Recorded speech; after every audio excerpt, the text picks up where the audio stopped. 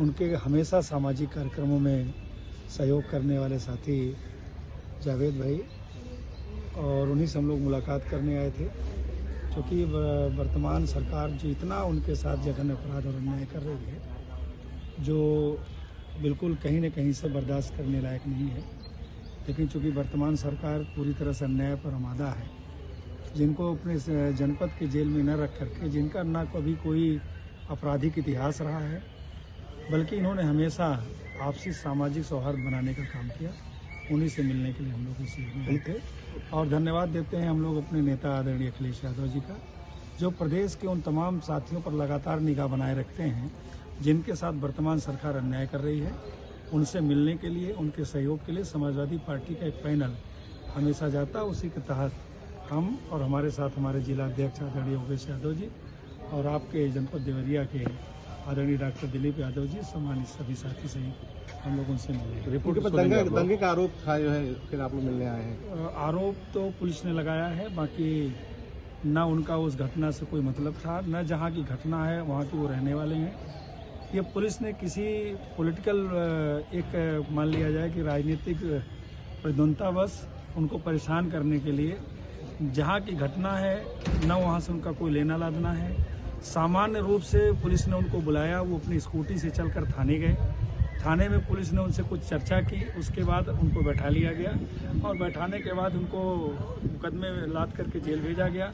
और हर महीने पर नए नए मुकदमे उनके ऊपर लादे जाते हैं। विधायक जी, एक सवाल अलग है इससे हट के, जो रामचरितमानस को लेकर जो पूरा विवाद छिड़ा हुआ है, पहले यशवंत सिंह मौर्य ने, अब जो है पल्लवी पटेल जो है आपकी विधायक साथी हैं, उन्होंने भी रामचरितमानस का वो नहीं मानती हैं।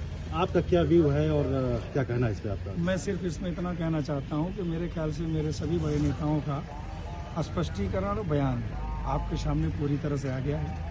आदरणीय स्वामी प्रसाद मौर्य जी ने भी इस बात का कहा कि मैंने रामचरितमानस का, मैंने किसी धर्म का, किसी देवी देवता का विरोध नहीं किया, बल्कि उसके अंदर जो तमाम पंक्तियाँ थीं जिससे समाज आहत हो रहा था, इस प्रदेश की जो आधी से आबादी है, नारियाँ हैं, जो एक उससे उनको अपमानित महसूस हो रहा था, उसको उन्होंने केवल निकालने के लिए, उनको विलोपन करने के लिए उन्होंने बात कही।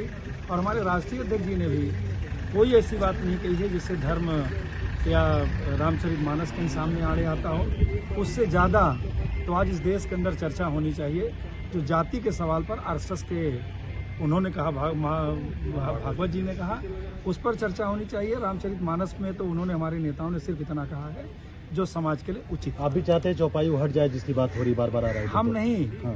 किसी भी व्यक्ति को अगर किसी किताब में अपमान महसूस होगा, चाहे जो भी, जैसे आपको मैं घटना याद दिलाना चाहता हूँ कि जब हम लोग पहले पढ़ते थे तो हम लोग जाते थे तो प्रार्थना में पढ़ाया जाता था कि जिस देश जाति में जन्म लिया बलिदान उसी पर हो जाएं, लेकिन अब वो नहीं पढ़ाया जाता, अब उसकी पंक्ति बदल दी गई। मुझे याद है कि एनसीईआरटी में पढ़ाया जाता था कि आर्य विदेशी हैं, लेकिन डॉक्टर मुरली मनोहर जोशी जब देश के प्रधानमंत्री, मानव संसाधन मंत्री हुए, तो उन्होंने उसको बदल करके लिख दिया आर्य इस देश के, आर्य विदेशी नहीं है, आर्य इस देश के मूल निवासी हैं।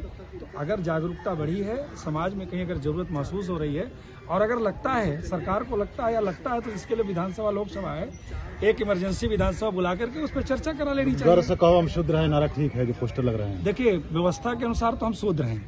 व्यवस्था अगर हमको दी गई, वो 4 वर्ण बनाए गए, ब्राह्मण, क्षत्रिय, वैश्य, शूद्र, तो हम किसी न किसी वर्ण में आएंगे। कहा गया पैर से पैदा हुए, ये तो संस्कृत नहीं कहती है, विज्ञान नहीं कहता हम पैर से पैदा हुए, तो कहीं ना कहीं हम संशोधन करने की बात तो करेंगे। तो आपकी पार्टी तो सर हिंदू धर्म से क्यों? हमारी पार्टी ने आज तक कभी हिंदू धर्म पर हमला नहीं किया। हमारे नेता ने, अभी आपने कल देखा होगा संत रविदास की जयंती के अवसर पर, हमारे नेता ने कहा भगवान ने सबको एक समान बनाया है, हमारे लिए सारे धर्म बराबर हैं, हमारे लिए कोई धर्म एक तरफा नहीं है। और हमारे नेताओं ने जितना हिंदू, आप देख लीजिए, कुंभ का मेला हुआ था हमारी सरकार में, जितना अच्छा महाकुंभ हमारी सरकार ने कराया, और हमारी सरकार के नेता आदरणीय आजम साहब उसके मेला प्रभारी थे।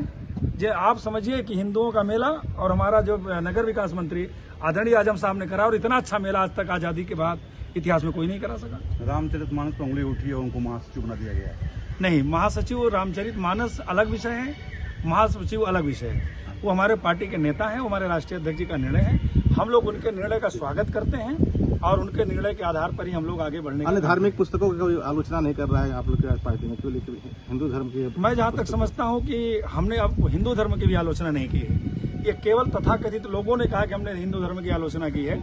हम आज भी उसको मानते हैं और पूरी तरह से मानते हैं।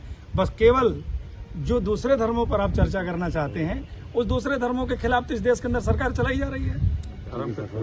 धन्यवाद।